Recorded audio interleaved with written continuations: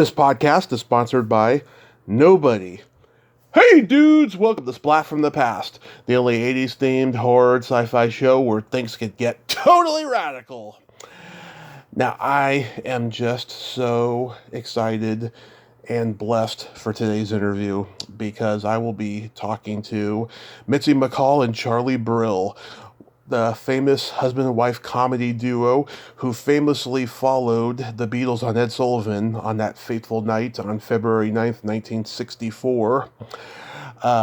Charlie and Mitzi, they were scheduled to be at the Hollywood show, and I was like, oh my God, I should reach out to them. That would be a great interview because aside from the comedy, they've also done a lot of horror and sci-fi in their careers because they've gone on to be very successful character actors in their own right. You know, they did. Charlie did that famous episode of Star Trek where he was Arne Darvin, the trouble with Tribbles. Mitzi did, she's done a lot of things, but she also wrote for television. She wrote for Charles in Charge, and she wrote one of my favorite episodes of Alf, the blind girl episode. Charlie was on Silk Stockings. Mitzi was also on Silk Stockings. They both played a married couple in an Italian killer shark movie called Deep Blood. They both were on the game show Tattletales back in the 70s, along with the Match Game. Mitzi played Carol Leifer's mother in All Right Already. Mitzi also did the voice of Penny on the Pebbles and Bam Bam show, and Charlie played Dr. Quick on Young Doctors in Love. They've had such a great career, and we're going to chronicle all of that stuff today. Oh, and I forgot to mention Mitzi was in Roger Corman's Ward the Satellites, the creature features sci-fi classic. And it's just going to be a great conversation today. Like I said, they are legends, and it's just going to be a tremendous honor. I talked to them last weekend to set this up, and I've just been anticipating it ever since. And that's all I can say about it. So yeah, here is my interview with Mitzi McCall and Charlie Brill.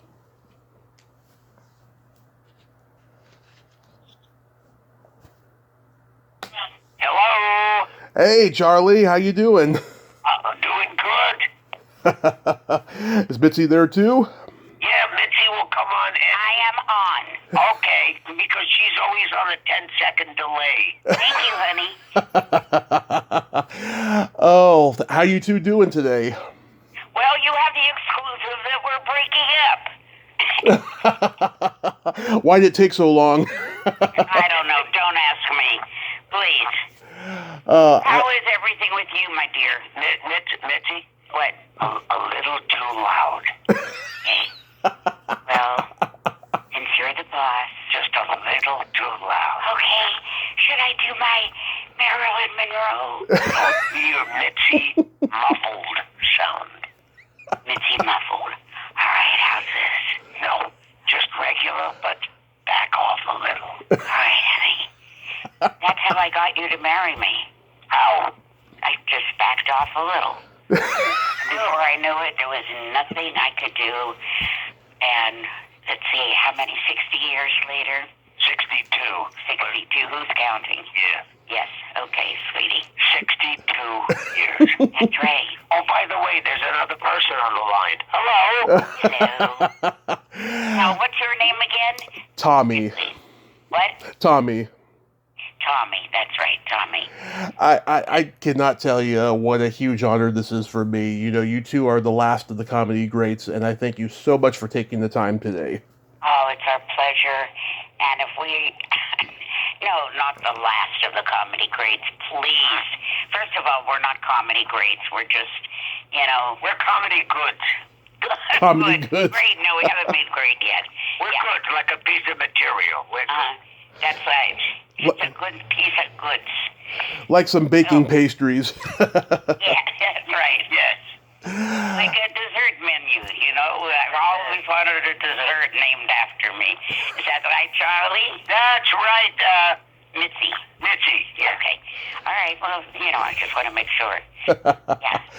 So let's start with you, Mitzi, because I was brought up with ladies first. All right, honey. So... Okay. And why? I might tell you that your mother was wrong all these years. Please, go ahead. I'll tell her. So, going back in time, did you gravitate toward acting and performing early on in your childhood? Absolutely. Absolutely. When I would say 4. Mm-hmm. My parents used to take me to a place called Atlantic City. And I used to run up and down the boardwalk. The boardwalk was like the main street. Okay? Mm-hmm. I used to do impressions. And because I was always small for my age, I still am. Mm-hmm. Not for my age, I'm just, short. Yeah. People thought I was a lot younger than I was.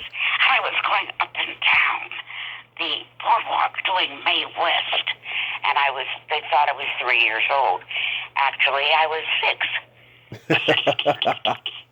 I was an older woman doing impressions of Mae West. Come up and see me sometime.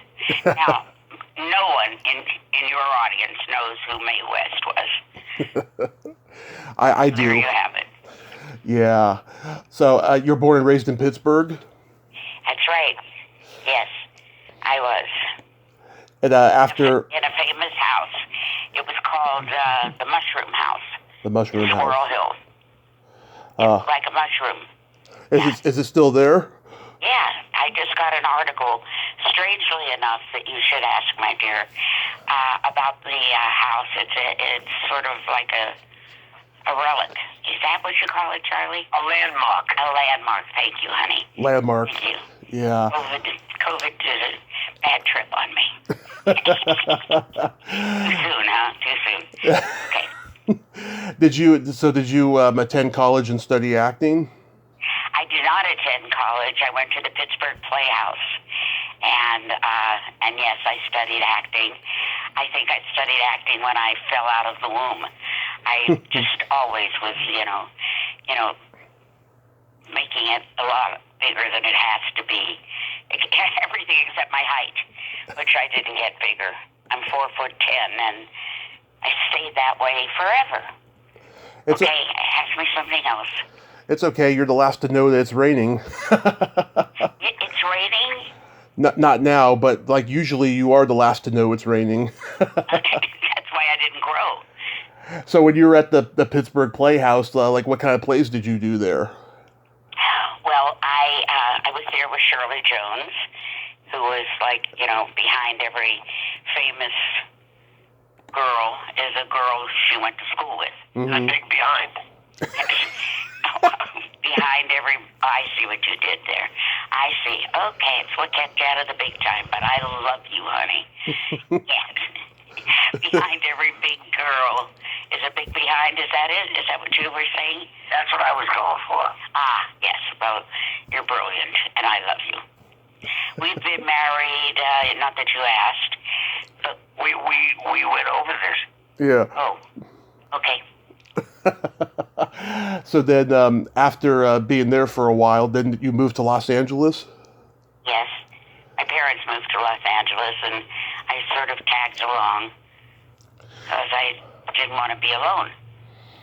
You made your film debut in one of my top 3 favorite Martin and Lewis movies, You're Never Too Young. That's right. Yeah, they were huge on top of their game at that point. What was that experience like? Indeed. You love them, huh? I adore Martin and Lewis. I know. Do you know that when I was fortunate enough to audition for the movie You're Never Too Young, which you feel is your favorite Martin and Lewis movie, right? It's one of the top 3, yeah. I know, it's great. It was so good. It was a remake of, what was it a remake of, Charlie? The Major and the Minor. The Major and the Minor. Thank you, Charlie. Oh, isn't he something? You're welcome. Yes, he is. Mitzi. And he's cute on top of it. Charlie's smart, and he's cute. Yep. Yeah. Okay, so I hope you've enjoyed this little interlude. You got to know when to fold him, and yeah. Okay. So you enjoyed working with them on that movie. You even did the Colgate Comedy Hour with them too. Yes, I did. Oh my God! When I I love them so much. I was just a kid, and when I was told I was going to audition and go over to Terry Lewis's house for the audition for the movie You're Never Too Young, I was shaking. I was so excited because Martin and Lewis were my absolute favorite comedy duo in the world. Go know that I would end up being a comedy duo with the lovely Charlie Brill. It's kind of ironic. Not to anyone else but me. Yeah. Then you did Roger Corman's War of the Satellites. What was that? Way before Martin and Lewis. Yeah. Yeah. What was that experience like? Fabulous. I was a kid. Mr. Who were we talking about? It was Roger Corman. Yeah. Roger Corman was like a big producer, and I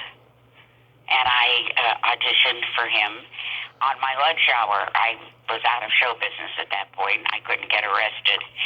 I got arrested. I was going too fast. Oh, well, I think I'm funny sometimes. Anyhow, yes, I loved doing that, and I did a movie called The War of the Satellites. Yeah. And that's how I got into the show business. Yes, my dear. Mm-hmm. You also got... You ask Charlie some stuff now. I feel like I'm hogging this, and I don't want to do that. Okay, let's shift away to Charlie for a moment here.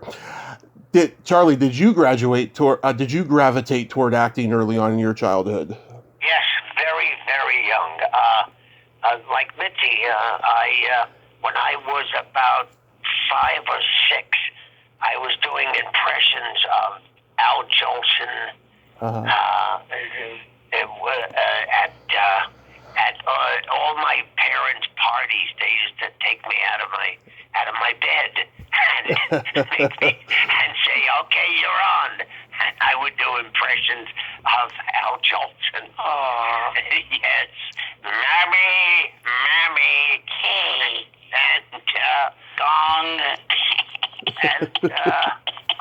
and I knew when I saw my first movie. I don't know what it was, but it was a war movie. Okay. My parents told me I ran out of my seat, stood on the first row before the screen, and acted along with the movie. But I don't remember that. But I always knew that that's what I wanted to do. I did that too, Charlie. I used to act along with the movie too when I was like 4 years old. Yeah. Yeah, I could totally relate. You're born and raised in New York? Yeah, you probably can't tell this, but I'm from Brooklyn. Yeah. Yes, of course, since you have that English posh thing going for you. Well, that pilot school for speech really worked. What was what was the name of this? The pilots. I lost my accent. Very good. Yeah, because I thought you were from Sweden originally. Well, people also mistake me for that. Well, you look so much like Aunt Margaret, that's why. Yeah. It's that red hair. Just kidding. Okay. Did you attend college and study acting? No college.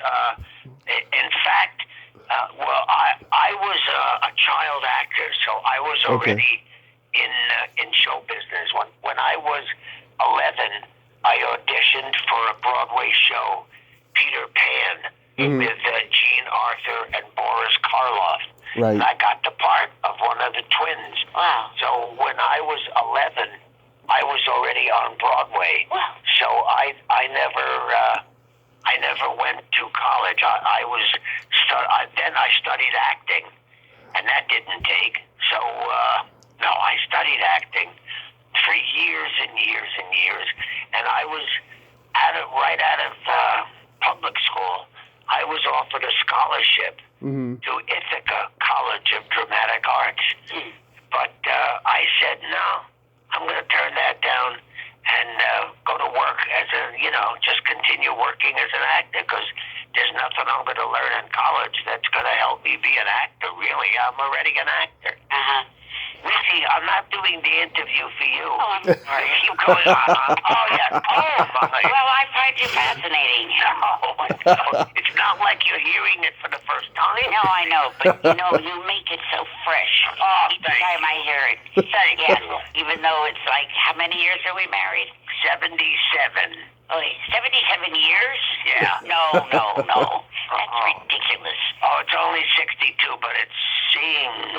Yes. If you say it long enough, it'll stick. Okay. Got it. I continued working as an actor all through my, childhood. Mm-hmm. Yeah. Did any of those big stars you worked with as a kid, like, did they mentor you and stuff? No, nobody mentored anybody, but I learned from them. In fact, I went to a school called Professional Children's School. Okay. PCS. It's a school for kids who were already in show business in one form or another. And in my class, listen to this. Okay. Was Elliot Gould, Uh-huh. Sal Mineo. Wow. Mitzi, you're not hearing this for the first time. Elliot Gould, Sal Mineo, Connie Francis, Mm-hmm. Barbara Luna. Yep. I mean, like Carradine, David Carradine. Yeah. And I mean, my graduating class looked like who's who in show business. Yeah. Wow. That's amazing. Did you see potential in any of those people that they were going to go on to become successful? No, none of them are going to make it except me. Positive thinker, right, baby? No, those kids have nothing. Yeah. I see among your early credits was you were on Charles Bronson's Man with a Camera series. Oh my God! Yes, yeah. That's one of the first things I did when I came out to California from New York. I did Man with a Camera.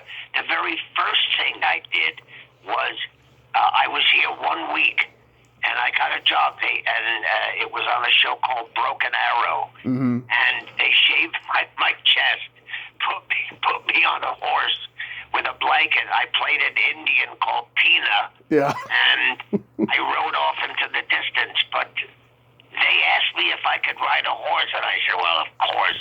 And if the truth be known, I once saw a horse in Central Park, but that's the closest I came to riding a horse. So I almost fell off, and they had to have a guy ride for me. They weren't too happy with me at that point. But I played an Indian on my first job in California. Wow. And William Castle was the director. What was he like? Oh, he was wonderful to work with. Boy, you really did your homework. Oh, yeah. Yeah, he was wonderful. I didn't know anything about film, so they told me where to stand, and they told me how to do that, and they told me what close-ups were. And what to wear? Pardon me? Where? Where? Oh, yeah, what to wear. Yeah. Yeah. Yeah, they give you what...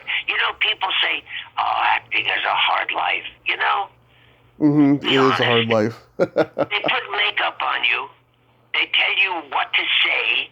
They tell you when to say it. They tell you where to stand when you say it. And what to wear. They tell you what, they give you what to wear. Mm-hmm. And all you got to do is say it. It ain't that hard. Yeah, but you have to memorize. Oh, yeah. That's where you made a little mistake when you started to do other people's lines. That's where I got in trouble. I started to do Al Jolson. Thank God he's cute. Okay. Charlie, you've been quote. That's enough with him. You can come back to me now. Well, I'd like to go to both of you because in 1959, you both met at Jerry Lewis's comedy workshop at Paramount Pictures. First off, I'd like to know, what gave you two the incentive to go to that class? Well, What did you say you could do?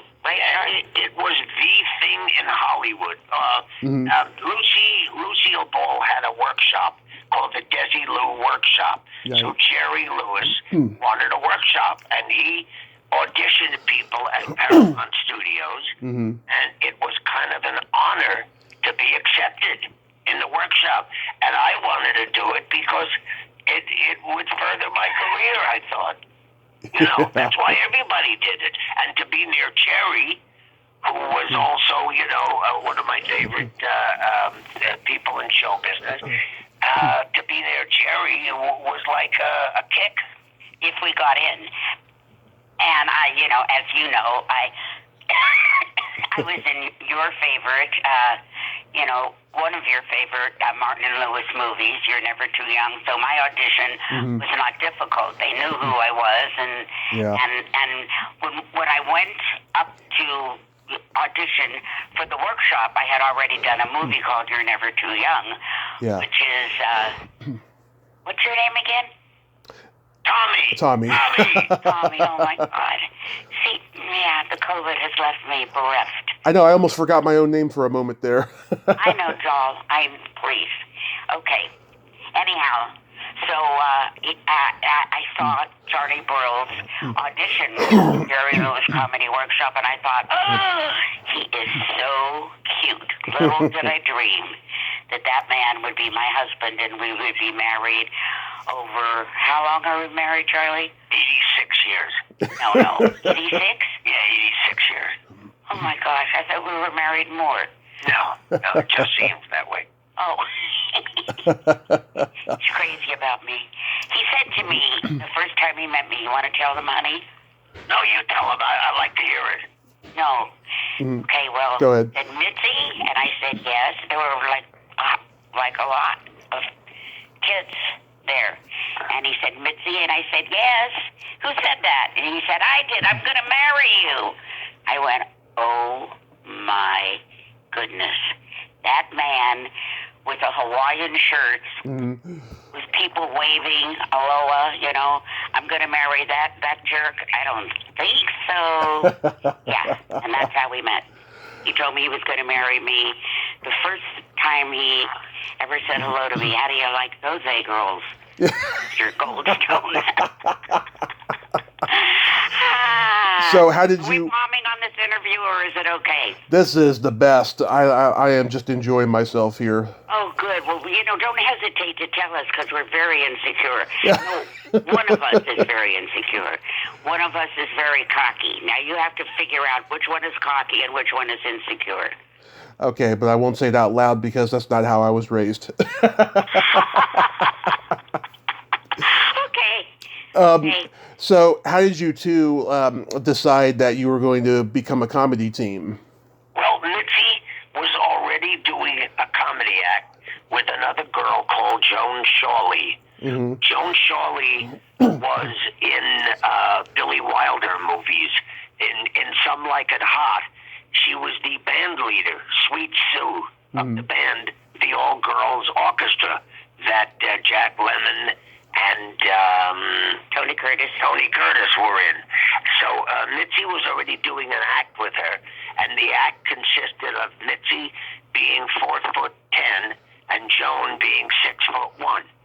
After that, it wasn't funny. However, they were doing an act, and more importantly, William Morris were our agents. Whoa. Yeah. And that's pretty hot stuff when you're a kid. Oh, yeah. You know, having William Morris booking you. Wow. Yeah. Yeah.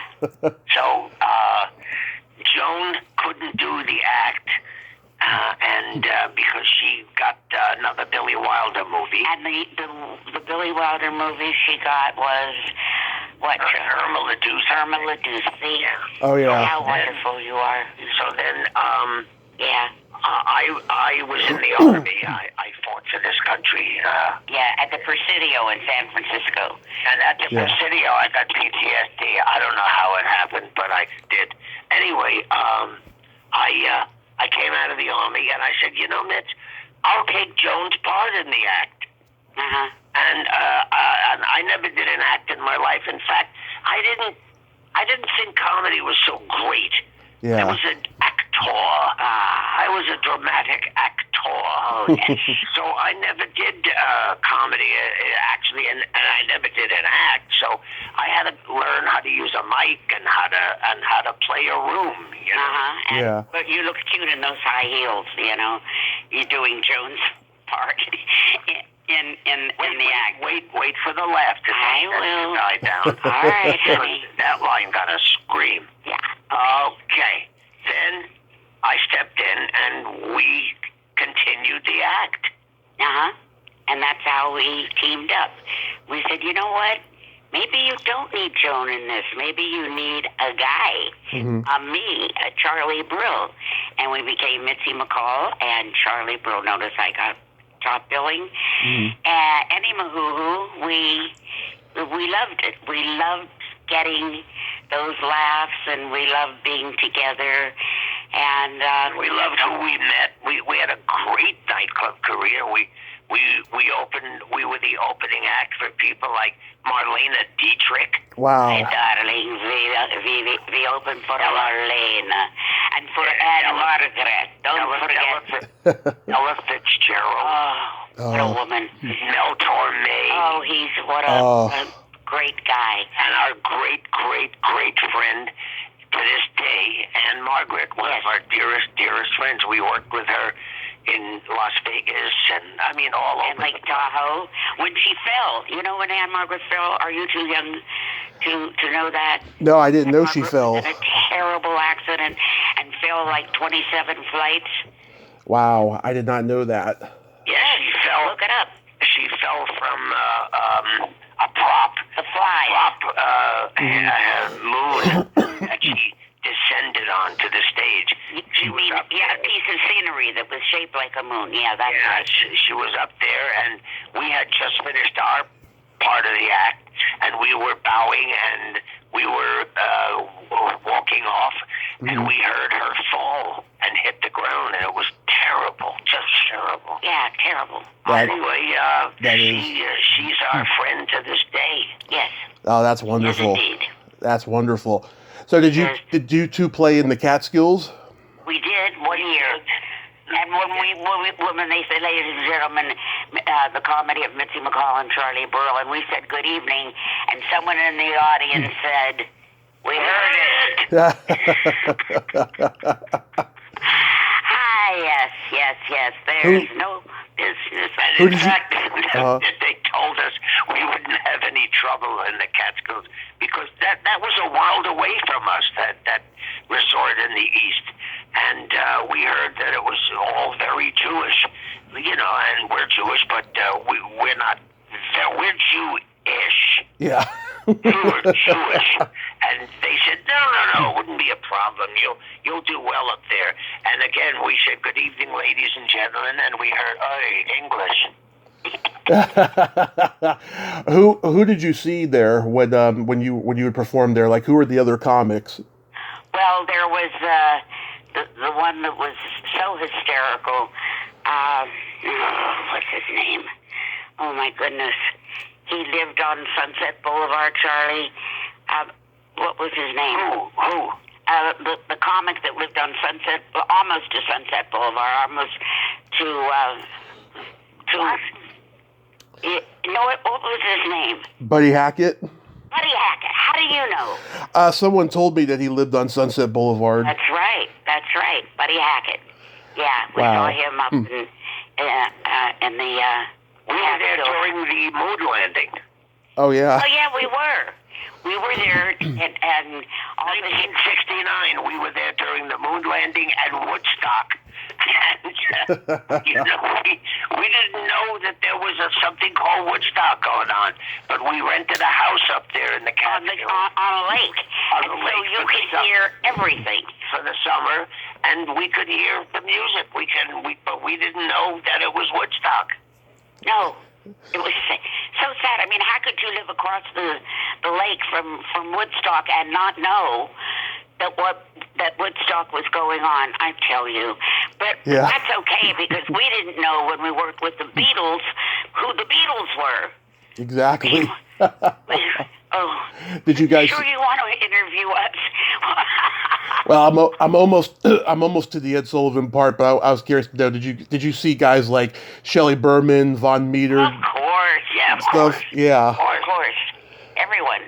Yeah. We played a place in the Adirondacks. Panamint, where Woody Allen got started, and where Sid Caesar got started, Yeah. and Richard Pryor got started. Richie Pryor. George Carlin and Jack Burns.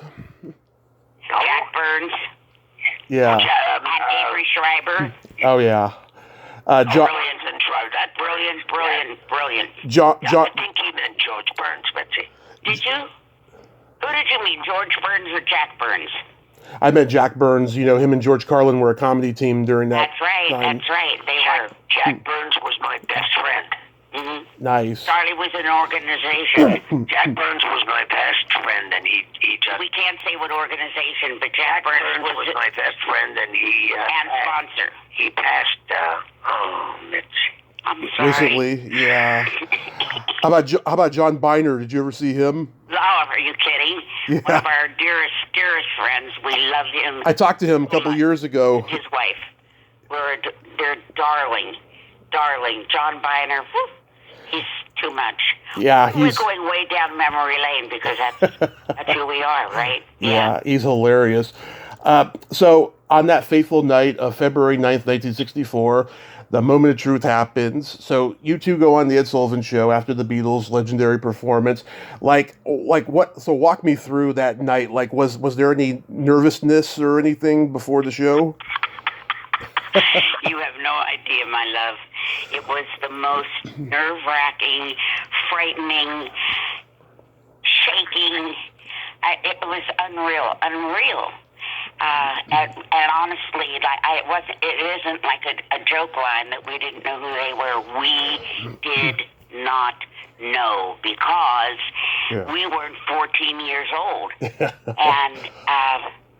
And at the Beatles at that time, it was their first time in America. You were 14, Mitzi? No, I said we weren't.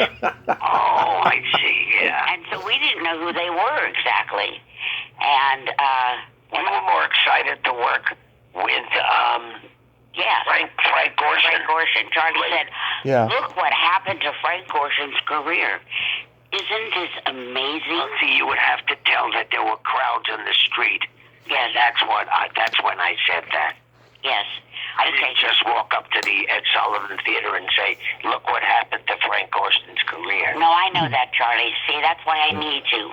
I need you to straighten me out and get that timeline. When we got to the Ed Sullivan Theater, the streets were roped off, and there were thousands and thousands of people there. And that's true. I said, look what happened to Frank Gorshin's career. Holy smoke, he became an icon. Yeah. Yeah, he's the Riddler. When you play this back, do you think it'll make sense? This whole interview? I think it will. I think people are going to love it. Sweetie. I hope so. Yeah, so Now- so John Lennon, he knocked on your door for a Coke, right? Well, what happened was we went to their dress rehearsal, and I got a Coca-Cola, at a stand, In the stand? off the No, the you're not stage. remembering. You're Off not the remembering. Oh, probably not. No, you're Off not the stage, remembering. there was a Coca-Cola stand, and I got a Coca-Cola, and I took it upstairs to our dressing room because we were the new kids on the block. So our dressing room was where the band used to hang out. We had that dressing room because we were new, and they said, put McCall and Brill in that room. That'll be fine. And so I have the Coca-Cola in my hand. There's a knock on our door, and John Lennon is standing there, and I only know it was John Lennon after the fact. And he said, when I opened the door, because I was holding the Coca-Cola, and he said, give us a kuklus. And I said, well, what does he want? By this time, I knew that he was John Lennon, and I knew John Lennon was part of the Beatles, and et cetera. And I said, what does he want? And the stage manager was nearby, and he said, I think he wants a coat, love. And I said, oh, I thought he wanted a glove. Give us a coat glove. I don't know. Anyhow.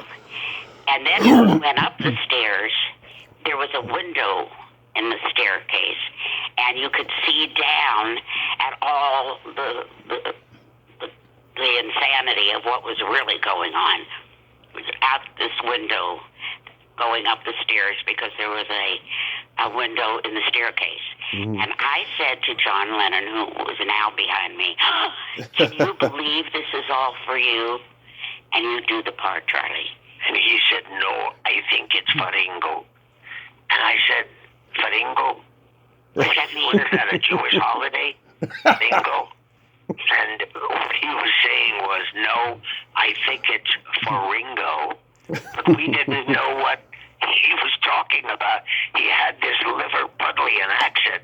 No, it's not for me. I think it's Faringo. Faringo, yeah.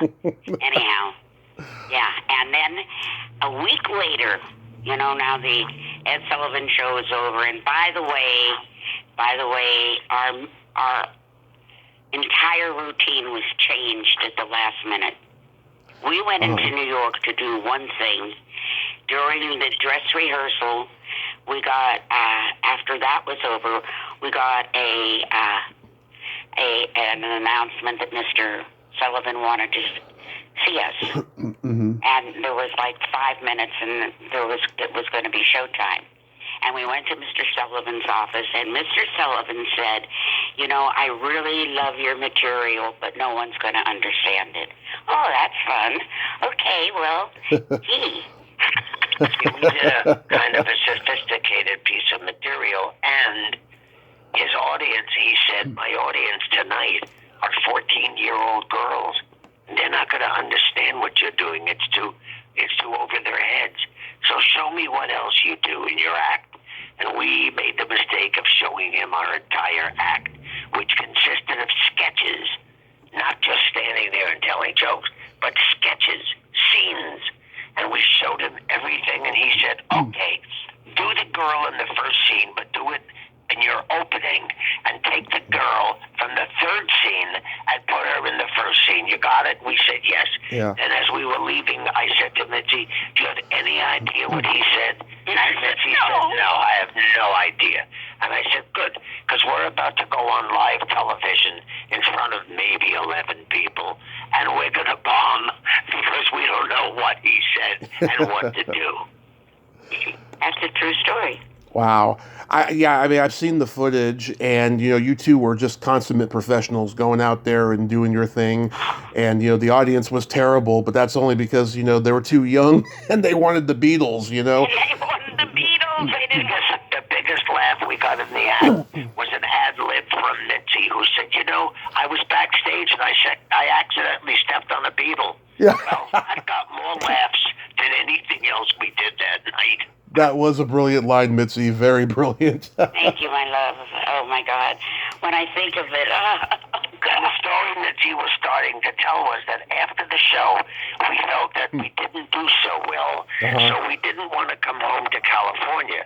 I said, let's go visit my grandparents in Florida, in Miami, near Hollywood, Florida. And she said, okay. So we went to Hollywood, Florida, and I took Mitzi to a nightclub one night, and we came out of the nightclub. We were walking along at about 2 or 3 in the morning, and there was a limo following us. And I said, Mitch, we're being followed. And the limo pulled up alongside of us, and it was the boys, the Beatles. We forgot they played Florida the following week. And the window rolled down, and it was John, and he said, what are you doing here? And I said, escaping from you. You destroyed our careers. Thank our you. lives. Well, he thought that was funny. That is. Was his life ruined? No, my life was ruined.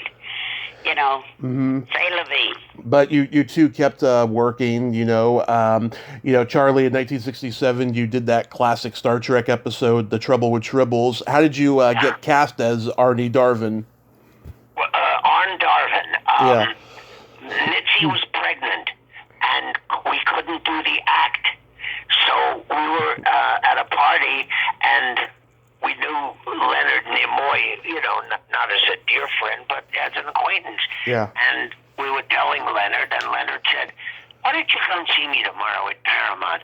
I may have a job for you. And I said, oh, doing what? He said, well, just come to Paramount. And again, McCall and Brill had no idea what was going on. We were like dummies. Oh, are you sure you want to do this interview? Oh my gosh. I mean, we're like the numbnuts. Ladies and gentlemen, numbnuts. Yeah, I think that was it. Yeah. So he did that, and that was iconic. Yeah, are you amazed at the impact that Star Trek has had? Because God, yeah, now. I'm sure. What's up, Charlie? I'm sure, Charlie, you get recognized every day for it. Yeah, I do. I go to conventions and sign autographs, and it amazes me. It amazes me that thousands of people attend these conventions. God bless them. And they know every line I spoke and when I spoke it and what I spoke about. And they ask for autographs. And it's a life within a life. It's a whole thing.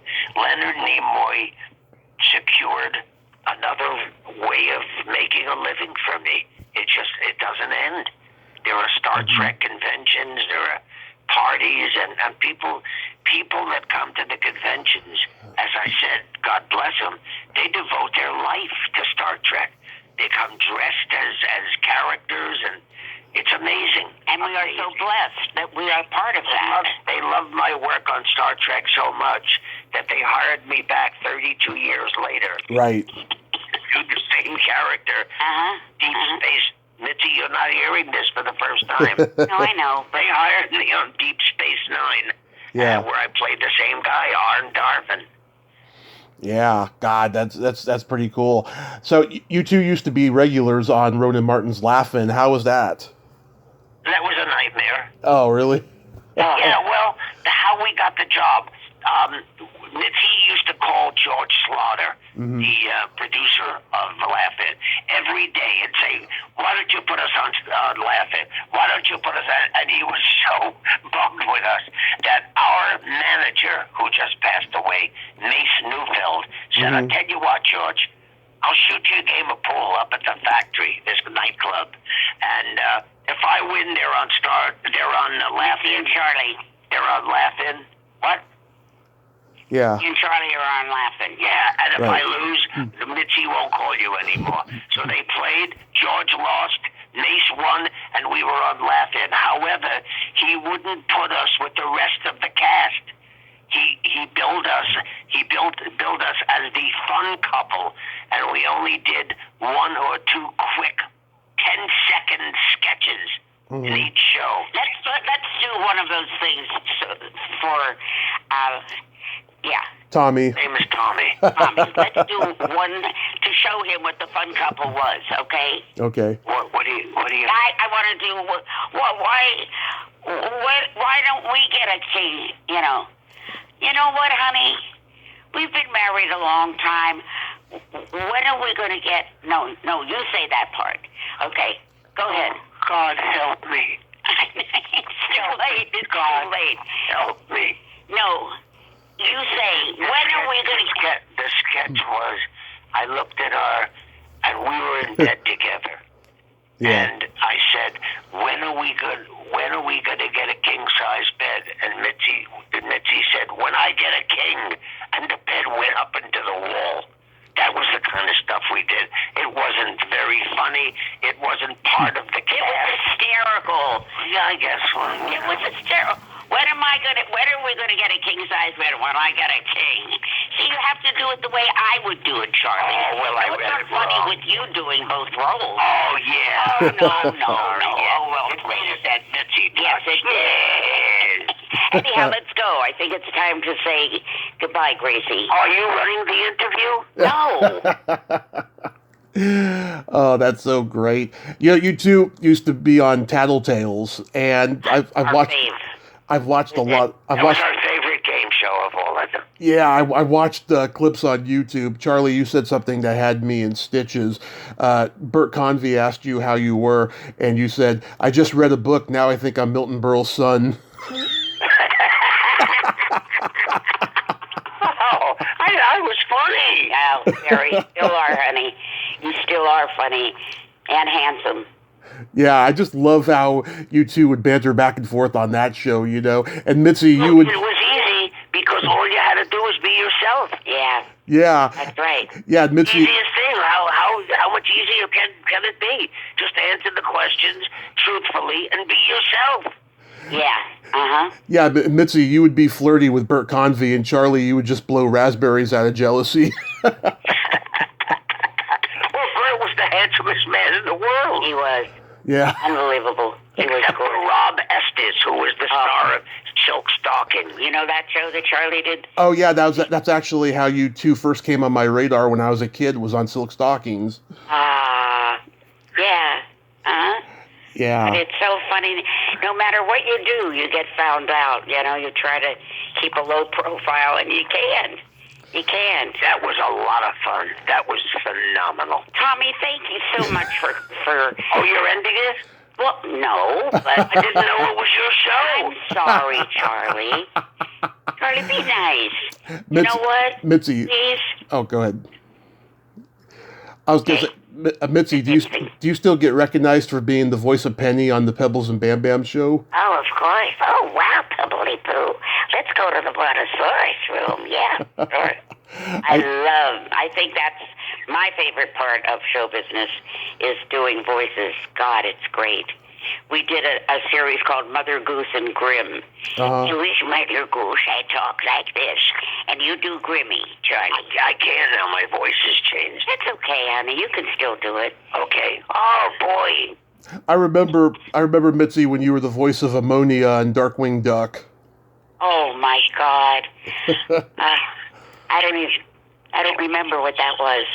Yeah, that was it was a spin-off of like DuckTales. It was about a superhero duck, you know, and I forget the guy's name who did the voice, but Terry McGovern played the sidekick on that show. Oh, I love the industry. You know what? We're so lucky. We're so lucky that we have been part of it, and we survived, and you know, it makes me feel good. Yeah, it really does. Charlie, you Okay. Charlie, you played Dr. Quick in Gary Marshall's Young Doctors in Love. What was it like? My God, this kid doesn't. Yes. What was it like working with him? Was a stuttering surgeon. They said scalpel, and I said, here's the and by that time the guy died. Oh, that's sad. That was a brilliant. God, that's funny. That was Gary Marshall's first movie. Yeah, as a director, yeah. Yeah. What was he like? Was he a close friend of yours? Oh, he was great. Gary Marshall said to us before each take, I want this take, you should all be zippy and peppy. Okay, roll 'em. Zippy and peppy, yeah. And our daughter went to school with Kathy Yeah. Marshall, and Gary used to say when Jenny had a sleepover with Kathy Marshall, Gary Marshall would say, "Oh, what a thrill to see Jennifer Brill with that thick Queen's accent." No, Bronx accent. Oh, Bronx. Sorry, Gary. Okay. Yeah. Yeah, I interviewed his niece Tracy Reiner a couple of years ago. Oh yeah. She's great. Hey Charlie, how about when you guest starred on The Incredible Hulk? Yes, the Incredible Hulk. I said, oh my God, to I forgot his name, the Bill Bixby. weightlifter, the Hulk. Lou Ferrigno. I said, Ma, you've let yourself go. Oh my God. You saw him? You saw him recently? Yeah, and I said, Lou, you've let yourself go to. You've gone to pieces. You've got to work out. I bet he didn't think too highly of that. No, it was good. It was great. I had a good time doing that show. I forgot that I did it. You've done your homework. Oh yeah, and a lot of the stuff I remember watching as a kid, you know. Yeah, I was working with Bill Bixby on that show. Oh, he was terrific. Yeah. He was a consummate actor. Yes. Yeah, He knew his lines. He knew everybody's lines. He was no trouble at all. He was wonderful. He was a consummate actor. Yeah, my great aunt was a close friend of him and his family. She was the head of craft services at the Hilton in San Francisco back in the day, and so she knew the whole Bixby The family. Incredible Hulk. My God, I forgot Mitzi, you wrote for a lot of sitcoms. What made you get into that? Yes, well, I did that because Charlie went to the Army. You know, he was in the reserve. He wasn't like in the real Army. I was in the real Army. You were not. You were not. You like if the God forbid if the United States was attacked on Thursday night, you were in the Army. You were in the reserve. What are you talking about? But I went to basic training to Fort Ord for 6 months. Oh God. Please help me. Notice, the Presidio of San Francisco was never attacked in 1961. You're right, honey. You're right. Yeah. Well, I was somebody. guard. Is there a grandfather that needs a girl? You know, when I was in the Army, I used to spend time. I used to rehearse surrendering. really, If they ever got me, I would tell everything. I have you beat. I was 4P. In the event of a war, I'm a hostage. Oh, that's funny. Yes. Oh my God, that's funny. That's We'll do that again. That's Woody Allen. I can't take credit for that. Oh, brilliant. No wonder we're laughing. Yeah. Yeah. So when you were writing, historically, you know, unfortunately, writers' rooms have always been kind of a boys' club. Did you experience that at all? Yes, I did, but I just ignored it and zipped right through. Today we were talking about how when I used to write for Charles in Charge. Oh, yeah. And, you know, Scott Baio and Willie Ames, and of course it was a boys' club, but, you know, I just wore the lowest cut dress. And I used that voice that Charlie likes. This one, hi. Hi. You know, whatever. I always. You have to do. Listen, kid. It's a business of survival, isn't it? Yes, it is. I know, sweetie. I always Never loved. give up, by the way. Never give up. Never give up. Tommy, just don't let anyone cut you down. Okay? Oh, no, baby. I'm a fighter. I fight to the finish. Do. I always loved that episode you co-wrote of Alf with the blind girl. Oh yeah, It's a sweet episode. Thank you, God. What do you do? Just like you know, you amaze me. Oh, And Charlie, you amaze us both. yeah, I'm amazed for myself. Okay. Yeah, I write down. You amaze me. I write down all.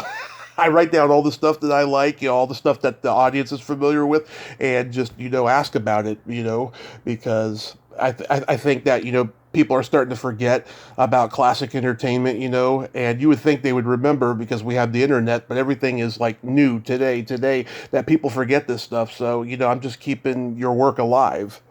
Thank you. Yeah. Thank you. It's so appreciated.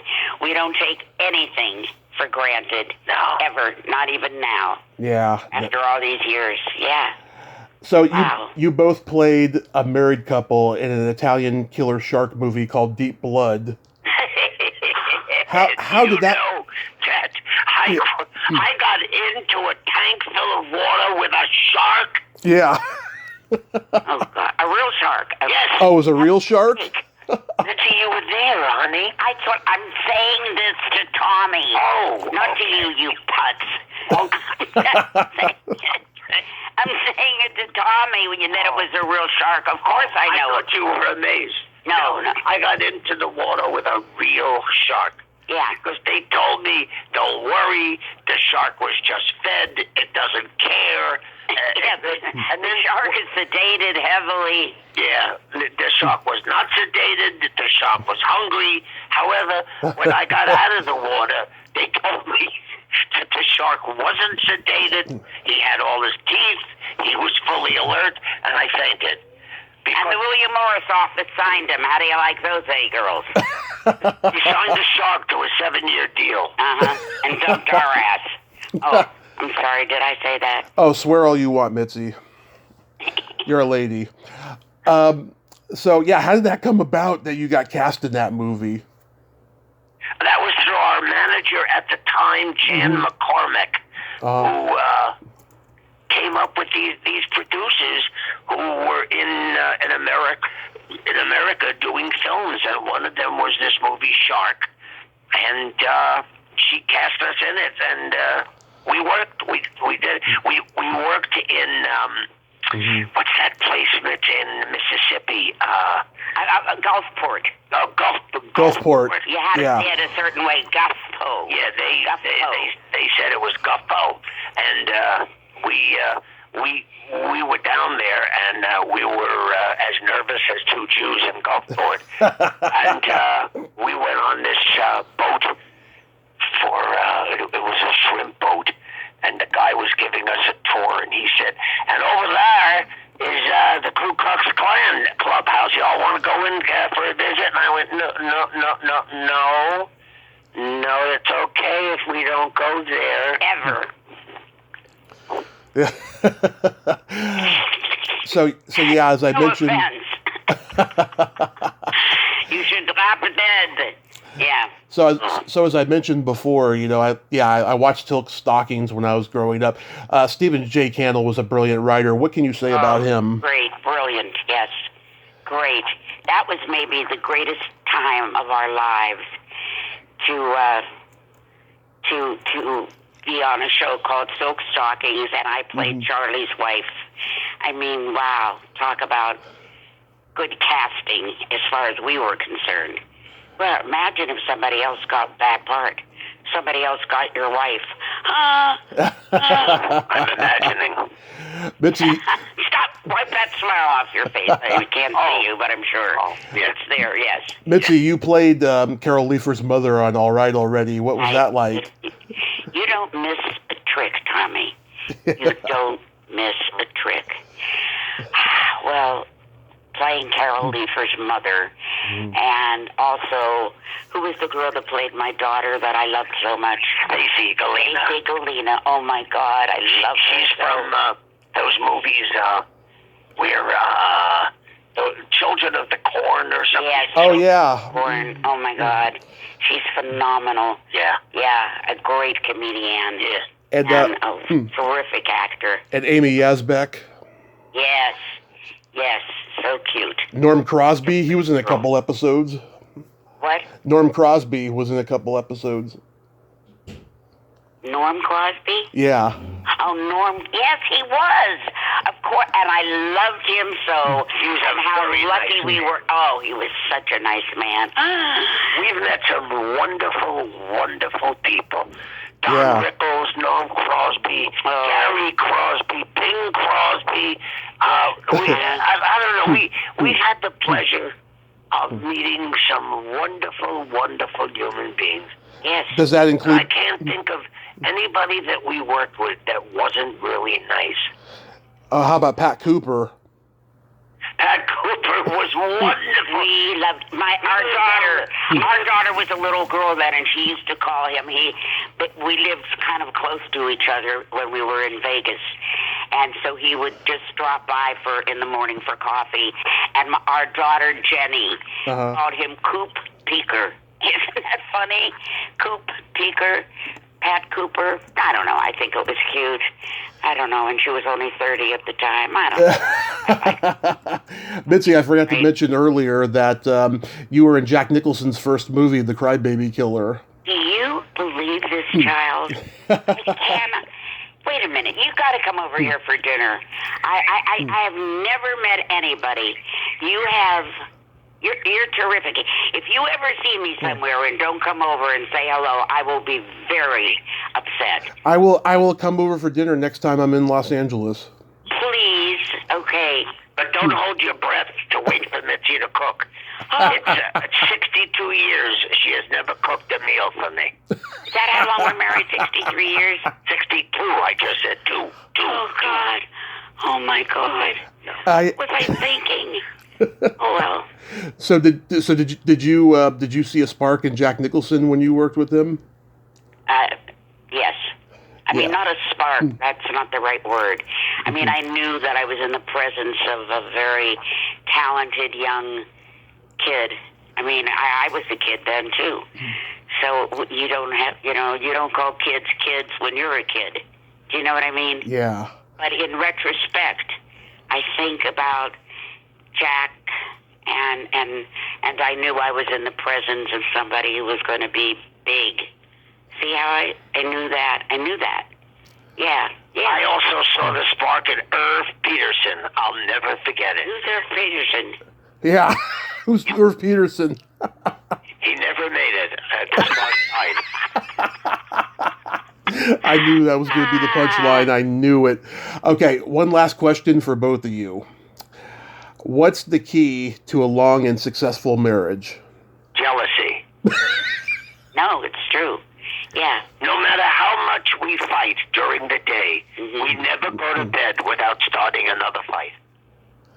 That's way better than Robert Mitchum's answer, because years ago Dick Cavett asked him that question, and Mitchum said deviousness. Great. Yeah. No jealousy. Mitzi was on that set of Silk Stalkings all the time, whether she was in the show or not. And I'm on the set of wherever Mitzi goes, whether I'm in the show or not. We're not apart. We don't believe in that. We don't believe in. I know how cute Mitzi is and how easy it would be for somebody to take a shine to Mitzi, and I'm lucky at what I have, and I don't want to ever lose it, and I don't, I don't think I will, but I never know. That is beautiful. That's so cool. Just beautiful. Chuck. I call him Chuck. Chuck. Chuckers. Thank you, baby. Mitzi, let Tommy talk. It's his show. Okay. Mitzi and Charlie, thank you once again for coming on today and sharing these wonderful stories. I'm just so glad that Jenny could connect us. And like I said, next time I'm in Los Angeles, I'll let you know beforehand, and I'll come over and have dinner with you too. Okay. That's good. It's called Give Us Warning. Yeah. I'll give you two the warning. Yeah. Okay, sweetie. Thank you for having us. We were Say good night, Gracie. Good night, Gracie. You both of you take care and have a great day and be safe. Bye, Tommy. Bye, Charlie. Bye, Mitzi. Bye, Tommy. Well, there you have it. Mitzi McCall and Charlie Brill. Oh my God, that was hilariously funny. I am so glad that we got to do this podcast today. They both just cracked me up. I cannot tell you, this is like one of the best interviews I've done in quite a while with two comedy legends. I'm glowing right now, and I'm blushing at the same time because they were so wonderful. Well, until next time, this is Tommy Throwback Kovac saying there's no shame in living in the past because the present sucks. Later, dudes.